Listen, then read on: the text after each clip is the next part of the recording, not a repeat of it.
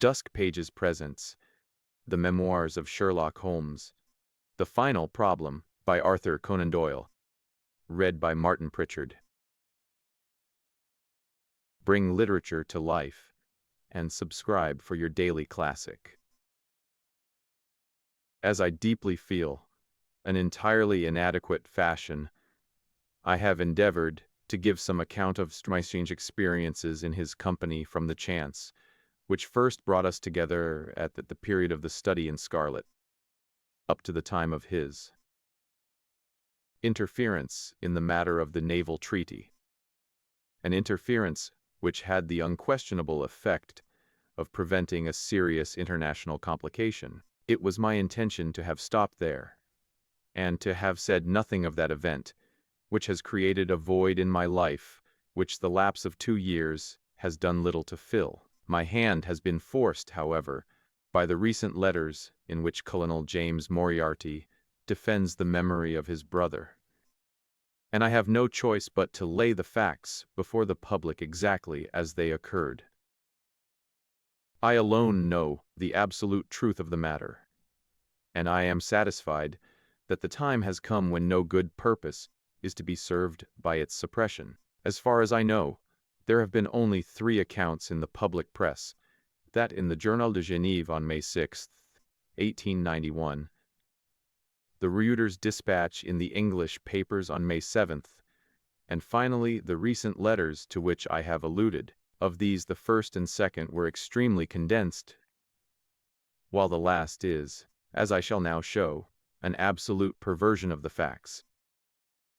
It lies with me to tell for the first time what really took place between Professor Moriarty and Mr. Sherlock Holmes.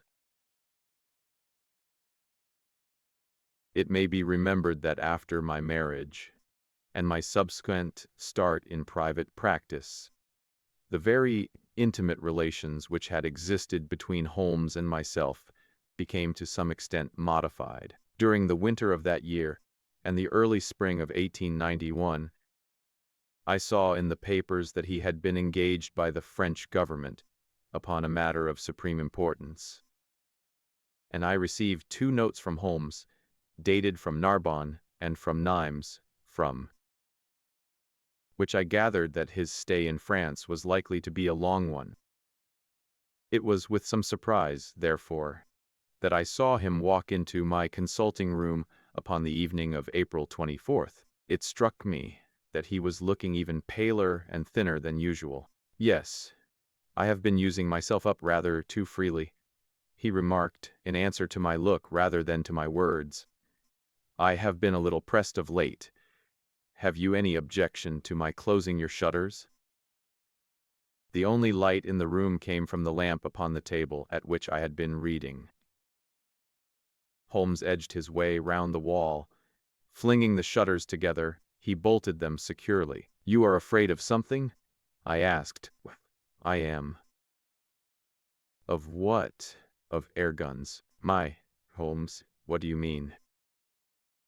"I think that you know me well enough, Watson, to understand that I am by no means a nervous man. At the same time, it is stupidity rather than courage to refuse to recognize danger when it is close upon you. Might I trouble you for a match?" He drew in the smoke of his cigarette, as if the soothing influence was grateful to him. "I must apologize for calling so late," said he, "and I must further beg you to be so unconventional as to allow me to leave your house presently by scrambling over your back garden wall." "But what does it all mean?"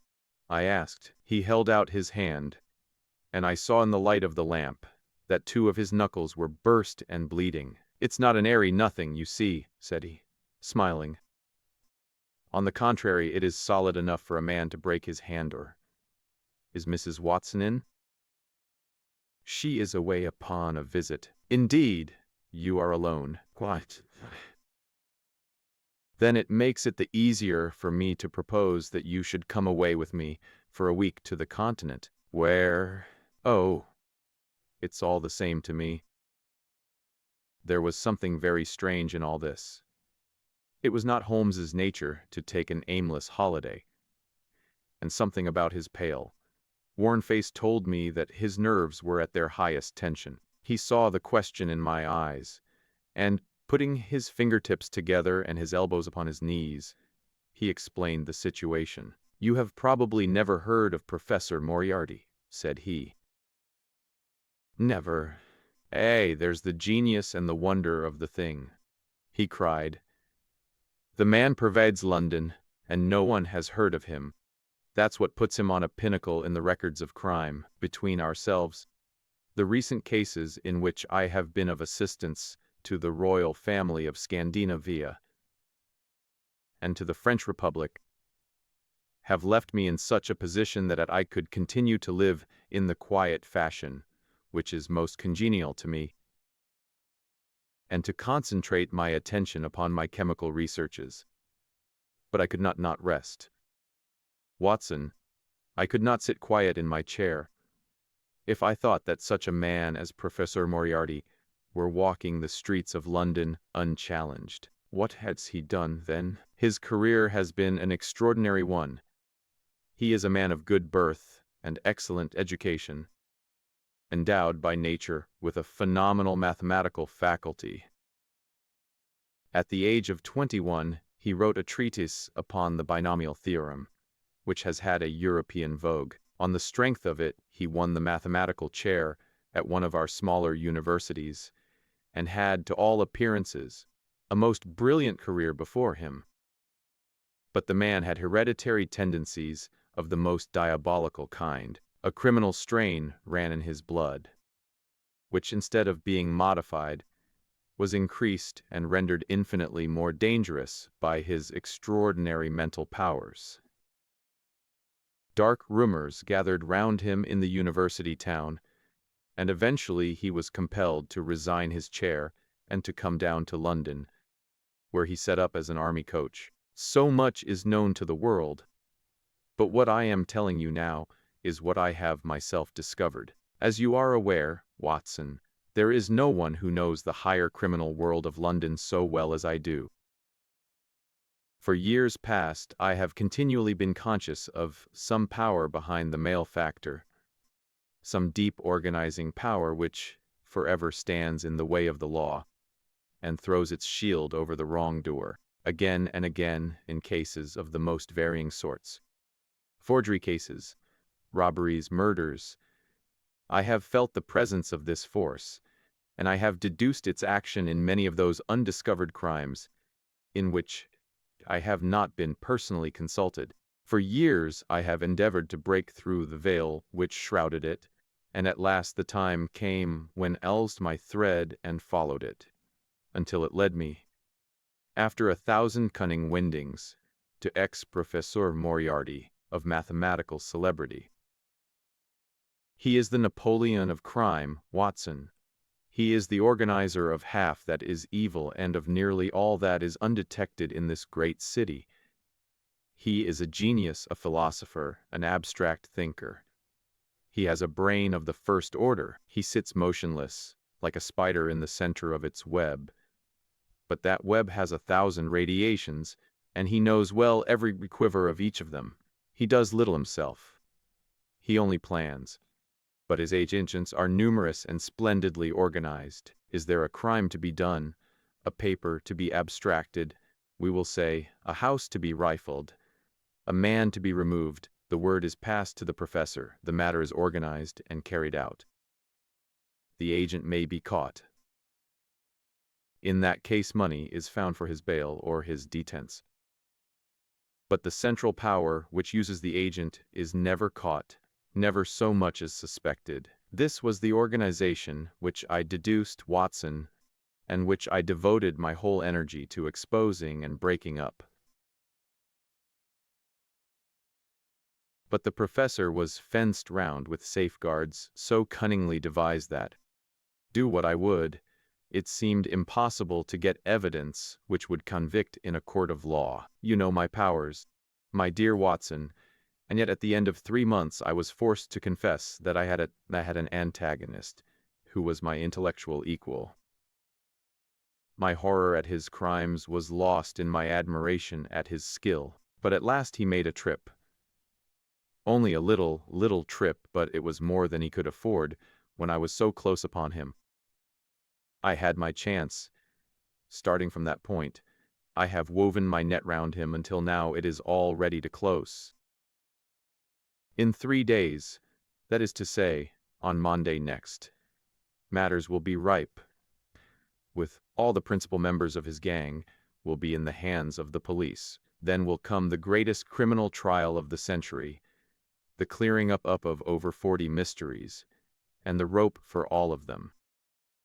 But if we move at all prematurely, you understand, they may slip out of our hands, even at the last moment. Now, if I could have done this without the knowledge of Professor Moriarty, all would have been well. But he was too wily for that. He saw every step which I took to draw my toils round him. Again and again he strove to break away, but I as often headed him off. I tell you, my friend, that if a detailed account of that silent contest could be written, it would take its place as the most brilliant bit of thrust and parry work in the history of detection. Never have I risen to such a height, and never have I been so hard pressed by an opponent. He cut deep, and yet I just undercut him. This morning the last steps were taken, and 3 days only were wanted to complete the business. I was sitting in my room thinking the matter over, when the door opened and Professor Moriarty stood before me. My nerves are fairly proof, Watson, but I must confess to a start when I saw the very man who had been so much in my thoughts standing there on my threshold. His appearance was quite familiar to me. He is extremely tall and thin, his forehead domes out in a white curve, and his 2 eyes are deeply sunken in his head. He is clean-shaven, pale, and ascetic-looking, retaining something of the professor in his features. His shoulders are rounded from much study, and his face protrudes forward and is forever slowly oscillating from side to side in a curiously reptilian fashion. He peered at me with great curiosity in his puckered eyes. "You have less frontal development than I should have expected," said he at last. "It is a dangerous habit to finger loaded firearms in the pocket of one's dressing gown." The fact is that upon his entrance, I had instantly recognized the extreme personal danger in which I lay. The only conceivable escape for him lay in silencing my tongue. In an instant, I had slipped the revolver from the drawer into my pocket and was covering him through the cloth. At his remark, I drew the weapon out and laid it cocked upon the table. He still smiled and blinked, but there was something about his eyes which made me feel very glad that I had it there. "You evidently don't know me," said he. "On the contrary," I answered, "I think it is fairly evident that I do. Pray take a chair. I can spare you 5 minutes if you have anything to say." "All that I have to say has already crossed your mind," said he. "Then possibly my answer has crossed yours," I replied.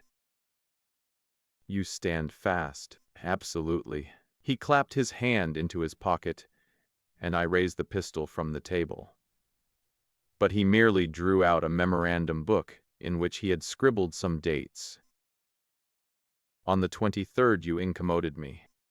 By the middle of February I was seriously inconvenienced by you. At the end of March I was absolutely hampered in my plans, and now, at the close of April, I find myself placed in such a position through your continual persecution that I am in positive danger of losing my liberty. The situation is becoming an impossible one. Have you any suggestion to make?" I asked. "You must drop it, Mr. Holmes," said he, swaying his face about. "You really must, you know, after Monday," said I. "Tut, tut," said he. "I am quite sure that a man of your intelligence will see that there can be but one outcome to this affair. It is necessary that you should withdraw. You have worked things in such a fashion that we have only one resource left. It has been an intellectual treat to me to see the way in which you have grappled with this affair, and I say unaffectedly. that it would be a grief to me to be forced to take any extreme measure. You smile, sir, but I assure you that it really would. Danger is part of my trade, I remarked. This is not danger, said he. It is inevitable destruction. You stand in the way not merely of an individual, but of a mighty organization, the full extent of which you, with all your cleverness, have been unable to realize. You must stand clear, Mr. Holmes, or be trodden underfoot.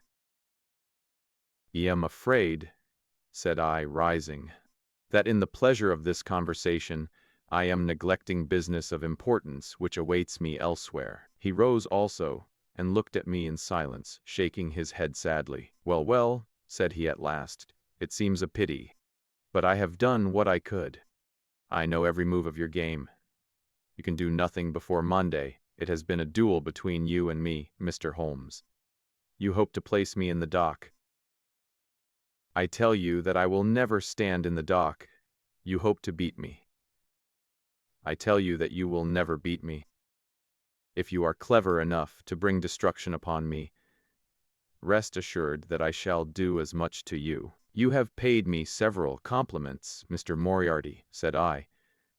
Let me pay you one in return, when I say that if I were assured of the former eventuality, I would, in the interests of the public, cheerfully accept the latter. I can promise you the one, but not the other, he snarled, and so turned his rounded back upon me and went peering and blinking out of the room.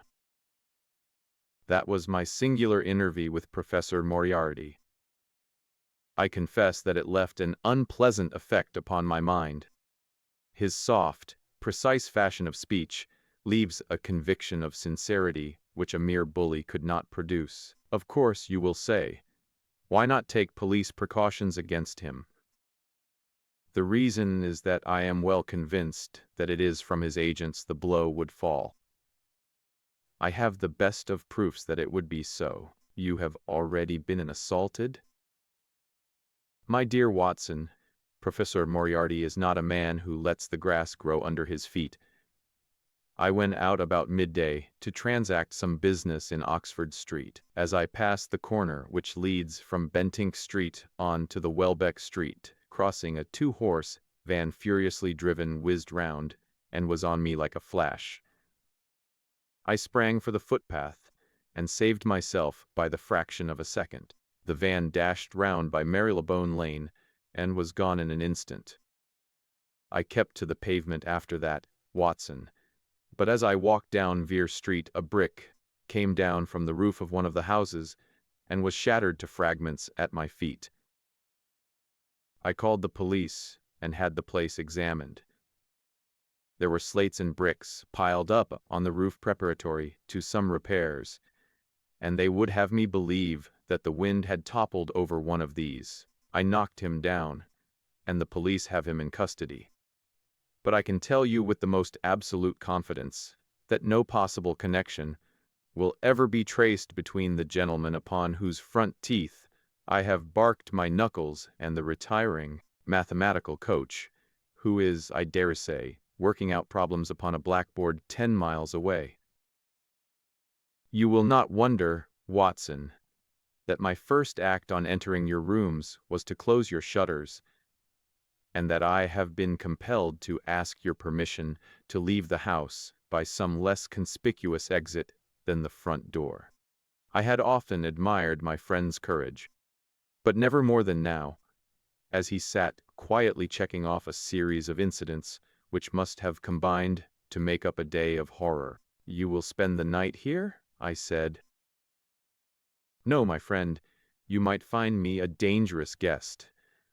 I have my plans laid, and all will be well. Matters have gone so far now that they can move without my help as far as the arrest goes. Though my presence is necessary for a conviction, it is obvious, therefore, that I cannot do better than get away for the few days which before the police are at liberty to act. It would be a great pleasure to me, therefore, if you could come on to the continent with me. The practice is quiet, said I, and I have an accommodating neighbor. I should be glad to come. and to start tomorrow morning, if necessary. Oh yes, it is most necessary. Then these are instructions, and I beg, my dear Watson, that you will obey them to the letter, for you are now playing a double-handed game with me against the cleverest rogue and the most powerful syndicate of criminals in Europe. Now listen, you will dispatch whatever luggage you intend to take by a trusty messenger unaddressed to Victoria tonight. In the morning you will send for a hansom, desiring your man to take neither the first nor the second which may present itself. Into this hansom you will jump, and you will drive to the Strand end of the Lowther Arcade, handing the address to the cabman upon a slip of paper, with a request that he will not throw it away. Have your fare ready, and the instant that your cab stops, dash through the arcade, timing yourself to reach the other side at 9:15. You will find a small brougham waiting close to the curb, driven by a fellow with a heavy black cloak tipped at the collar with red. Into this you will step, and you will reach Victoria in time for the Continental Express. Where shall I meet you? At the station. The second first-class carriage from the front will be reserved for us. The carriage is our rendezvous then? Yes. It was in vain that I asked Holmes to remain for the evening. It was evident to me that he thought he might bring trouble to the roof he was under, and that was the motive which impelled him to go. With a few hurried words as to our plans for the morrow, he rose and came out with me into the garden, clambering over the wall which leads into Mortimer Street, and immediately whistling for a hansom, in which I heard him drive away. In the morning I obeyed Holmes' injunctions to the letter. A hansom was procured with such precautions as would prevent its being one which was placed ready for us, and I drove immediately after breakfast to the Lowther Arcade, through which I hurried at the top of my speed. A brougham was waiting with a very massive driver wrapped in a dark cloak, who, the instant that I had stepped in, whipped up the horse and rattled off to Victoria Station. On my alighting there, he turned the carriage and dashed away again, without so much as a look in my direction. So far all had gone admirably.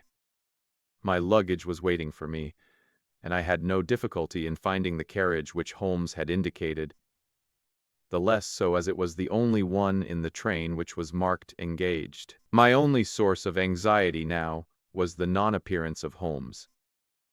The station clock marked only 7 minutes from the time when we were due to start. In vain, I searched among the groups of travelers and leave-takers for the lithe figure of my friend. There was no sign of him. I spent a few minutes in assisting a venerable Italian priest, who was endeavoring to make a porter understand, in his broken English, that his luggage was to be booked through to Paris. Then, having taken another look round, I returned to my carriage, where I found that the porter, in spite of the ticket, had given me my decrepit Italian friend as a traveling companion. It was useless for me to explain to him that his presence was an intrusion, for my Italian was even more limited than his English, so I shrugged my shoulders resignedly, and continued to look out anxiously for my friend. A chill of fear had come over me, as I thought that his absence might mean that some blow had fallen during the night. Already the doors had all been shut and the whistle blown, when, "My dear Watson," said a voice, "you have not even condescended to say good morning."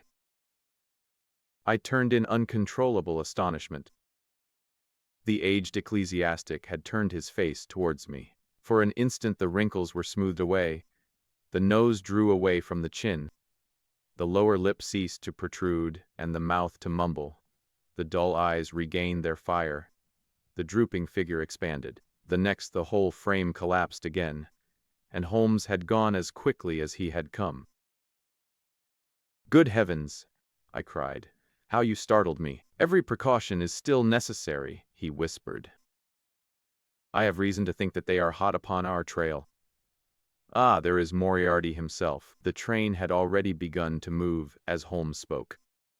Glancing back, I saw a man pushing his way furiously through the crowd, and waving his hand as if he desired to have the train stopped. It was too late, however, for we were rapidly gathering momentum, and an instant later had shot clear of the station. "With all our precautions, you see that we have cut it rather fine," said Holmes, laughing. He rose, and throwing off the black cassock and hat which had formed his disguise, he packed them away in a handbag. "Have you seen the morning, Watson?"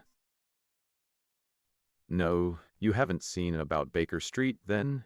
"Baker Street?" "They set fire to our rooms last night. No great harm was done." "Good heavens, Holmes, this is intolerable. They must have lost my track completely after their bludgeonman was arrested.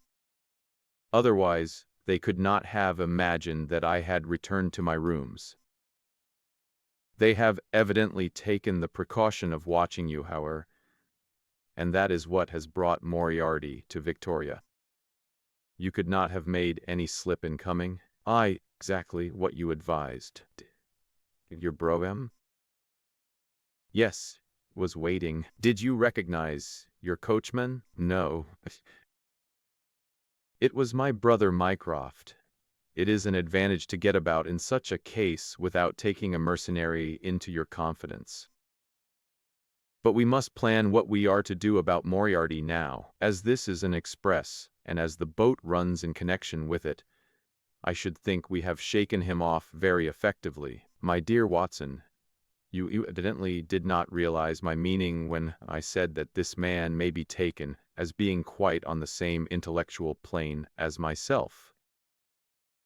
You do not imagine that if I were the pursuer, I should allow myself to be baffled by so slight an obstacle. Why then should you think so meanly of him? What will he do? What I should do? What would you do, then? Engage a special, but it must be late." "By no means. This train stops at Canterbury, and there is always at least a quarter of an hour's delay at the boat. He will catch us there. One would think that we were the criminals. Let us have him arrested on his arrival. It would be to ruin the work of 3 months. We should get the big fish, but the smaller would dart right and left out of the net. On Monday we should have them all. No, an arrest is inadmissible." "What, then, we shall get at Canterbury, and then?"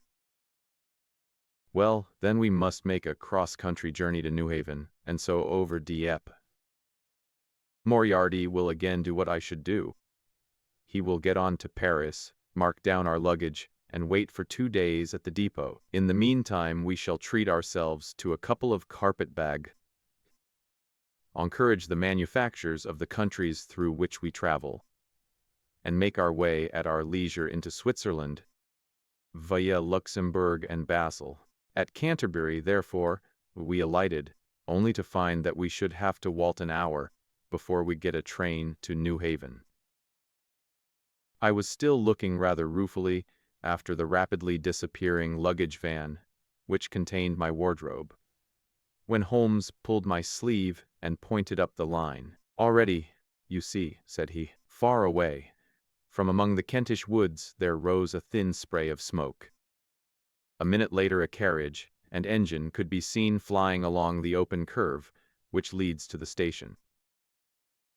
We had hardly time to take our place behind a pile of luggage when it passed with a rattle and a roar, beating a blast of hot air into our faces. "There he goes," said Holmes, as we watched the carriage swing and rock over the points.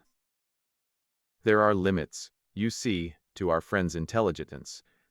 It would have been a coup de maître had he deduced what I would deduce and acted accordingly. And what would he have done had he overtaken us? There cannot be the least doubt that he would have made a murderous attack upon me. It is, however, a game at which two may play. The question now is whether we should take a premature lunch here, or run our chance of starving before we reach the buffet at New Haven. We made our way to Brussels that night and spent 2 days there, moving on upon the third day as far as Strasbourg. On the Monday morning Holmes had telegraphed to the London police, and in the evening we found a reply waiting for us at our hotel. Holmes tore it open, and then with a bitter curse hurled it into the grate. "I might have known it," he groaned. "He has escaped." Moriarty. They have secured the whole gang with the exception of him. He has given them the slip, of course. Of course, when I had left the country, there was no one to cope with him. But I did think that I had put the game in their hands. I think that you had better return to England, Watson. Why? Because you will find me a dangerous companion now. This man's occupation is gone. He is lost if he redundant. If I read his character to write, he will devote his whole energies to revenging himself upon me. He said as much in our short interview, and I fancy that he meant it. I should certainly recommend you to return to your practice. It was hardly an appeal to be successful with one who was an old campaigner, as well as an old friend. We sat in the Strasbourg salle à manger arguing the question for half an hour. But the same night we had resumed our journey, and were well on our way to Geneva. For a charming week we wandered up the valley of the Rhone, and branching off at Luc, we made our way over the Gemmi Pass, still deep in snow, and so, by way of Interlaken, to Meiringen. In the homely alpine villages or in the lonely mountain passes, I could still tell by his quick glancing eyes and his sharp scrutiny of every face that passed us, that he was well convinced that, walk where we would, we could not walk ourselves clear of the danger which was dogging our footsteps. Once, I remember, as we passed over the Gemmi, and walked along the border of the melancholy Daubensee, a large which had been dislodged from the ridge upon our right clattered down, and roared into the lake behind us. In an instant Holmes had raced up on to the ridge, and, standing upon a lofty pinnacle, craned his neck in every direction. It was in vain that our guide assured him that a fall of stones was a common chance in the springtime at that spot. He said nothing, but he smiled at me with the air of a man who sees the fulfillment of that which he had expected, and yet for all his watchfulness he was never depressed. On the contrary, I can never recollect having seen him in such exuberant spirits. Again and again he recurred to the fact that if he could be assured that society was freed from Professor Moriarty, he would cheerfully bring his own career to a conclusion. I think that I may go so far as to say, Watson, that I have not lived wholly in vain, he remarked. If it were closed tonight, I could still survey it with equanimity. The air of London is the sweeter for my presence. In over 1,000 cases, I am not aware that I have ever used my powers upon the wrong side. Of late, I have been tempted to look into the problems furnished by nature, rather than those more superficial ones for which our artificial state of society is responsible. Your memoirs will draw to an end, Watson, upon the day that I crown my career by the care or extinction of the most dangerous and capable criminal in Europe. I shall be brief, and yet exact, in the little which remains for me to tell. It is not a subject on which I would willingly dwell, and yet I am conscious that a duty devolves upon me to omit no detail. It was on the 3rd of May that we reached the little village of Meiringen, where we put up at the Englischer Hof, then kept by Peter Staler the elder. Our landlord was an intelligent man and spoke excellent English, having served for 3 years as waiter at the Grosvenor Hotel in London. At his advice, on the afternoon of the 4th we set off together, with the intention of crossing the hills and spending the night at the hamlet of Rosenlaui. We had strict injunctions, however, on no account to pass the falls of Reichenbach, which are about halfway up the hills, without making a small detour to see them. It is, indeed, a fearful place. The torrent, swollen by the melting snow, plunges into a tremendous abyss, from which the spray rolls up like the smoke from a burning house. The shaft into which the river hurls itself is an immense chasm, lined by glistening coal-black rock, and narrowing into a creaming, boiling pit of incalculable depth, which brims over and shoots the stream onward over its jagged lip. The long sweep of green water roaring forever down, and the thick flickering curtain of spray hissing forever upward, turn a man giddy with their constant whirl and clamor. We stood near the edge, peering down at the gleam of the breaking water far below us against the black rocks, and listening to the half-human shout which came booming up with the spray out of the abyss. The path has been cut halfway round the fall to afford a complete view, but it ends abruptly, and the traveler has to return as he came. We had turned to do so, when we saw a Swiss lad come running along it with a letter in his hand. It bore the mark of the hotel which we had just left, and was addressed to me by the landlord. It appeared that, within a very few minutes of our leaving, an English lady had arrived, who was in the last stage of consumption. She had wintered at Davos Platz, and was journeying now to join her friends at Lucerne, when a sudden hemorrhage had overtaken her. It was thought that she could hardly live a few hours, but it would be a great consolation to her to see an English doctor, and if I would only return, etc. The good Staler assured me in a postscript that he would himself look upon my compliance as a very great favor, since the lady absolutely refused to see a Swiss physician, and he could not but feel that he was incurring a great responsibility. The appeal was one which could not be ignored. It was impossible to refuse the request of a fellow countrywoman dying in a strange land. Yet I had my scruples about leaving Holmes. It was finally agreed, however, that he should retain the young Swiss messenger with him as guide and companion while I returned to Meiringen. My friend would stay some little time at the fall, he said, and would then walk slowly over the hill to Rosenlaui, where I was to rejoin him in the evening. As I turned away, I saw Holmes, with his back against a rock and his arms folded, gazing down at the rush of the waters. It was the last that I was ever destined to see of him in this world. When I was near the bottom of the descent, I looked back. It was impossible, from that position, to see the fall, but I could see the curving path which winds over the shoulder of the hills and leads to it. Along this a man was, I remember, walking very rapidly. I could see his black figure clearly outlined against the green behind him.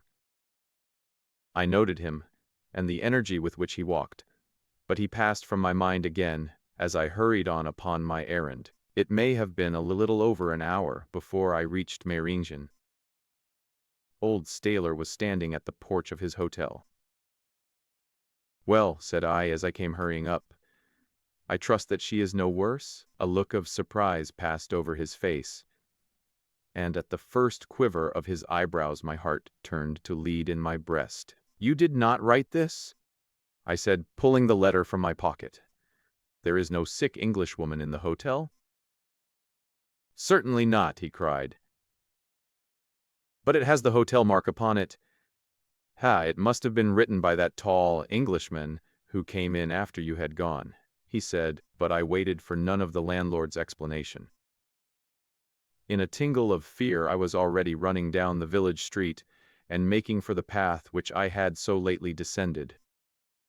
It had taken me an hour to come down. For all my efforts, 2 more had passed before I found myself at the fall of Reichenbach once more.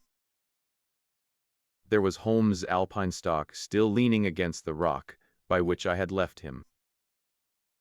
But there was no sign of him, and it was in vain that I shouted. My only answer was my own voice reverberating in a rolling echo from the cliffs around me. It was the sight of that alpine stock which turned me cold and sick. He had not gone to Rosenlaui then. He had remained on that 3-foot path, with sheer wall on one side and sheer drop on the other, until his enemy had overtaken him. The young Swiss had gone too. He had probably been in the pay of Moriarty and had left the two men together. And then what had happened? Who was to tell us what had happened then? I stood for a minute or two to collect myself, for I was dazed with the horror of the thing.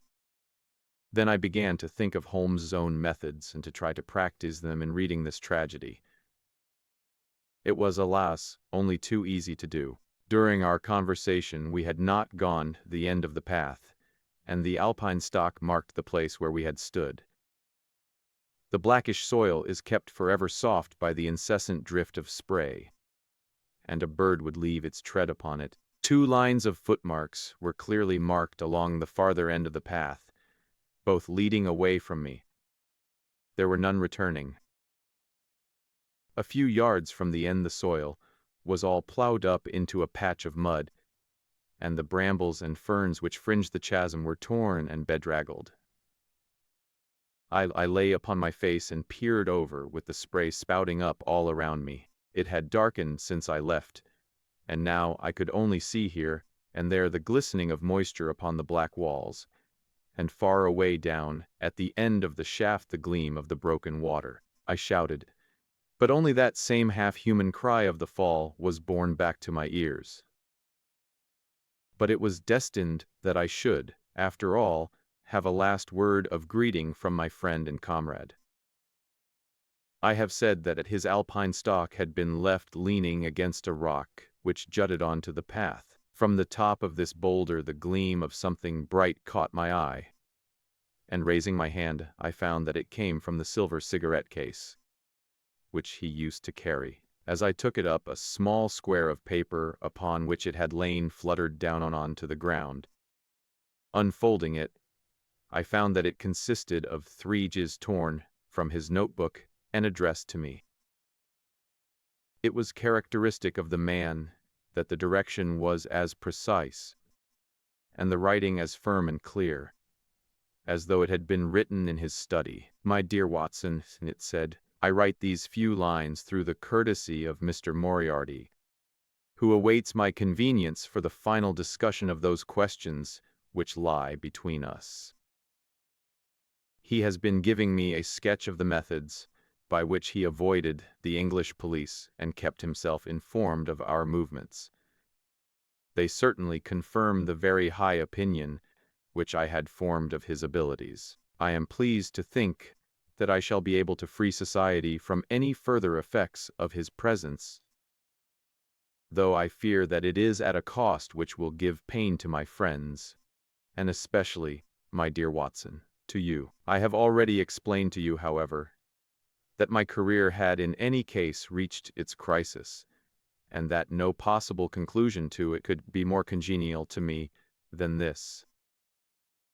Indeed, if I may make a full confession to you, I was quite convinced that the letter from Meiringen was a hoax, and I allowed you to depart on that errand under the persuasion that some development of this sort would follow. Tell Inspector Patterson that the papers which he needs to convict the gang are in Pigeonhole M, done up in a blue envelope and inscribed Moriarty. I made every disposition of my property before leaving England and handed it to my brother Mycroft.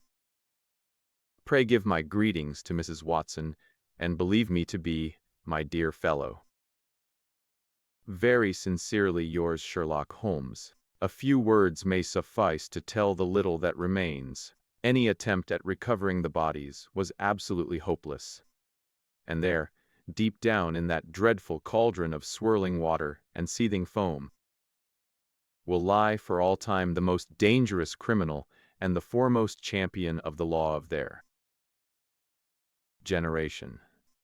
The Swiss youth was never found again, and there can be no doubt that he was one of the numerous agents whom Moriarty kept in his employ. Of their terrible chief few details came out during the proceedings, and if I have now been compelled to make a clear statement of his career, it is due to those injudicious champions who have endeavored to clear his memory by attacks upon him whom I shall ever regard as the best and the wisest man whom I have ever known.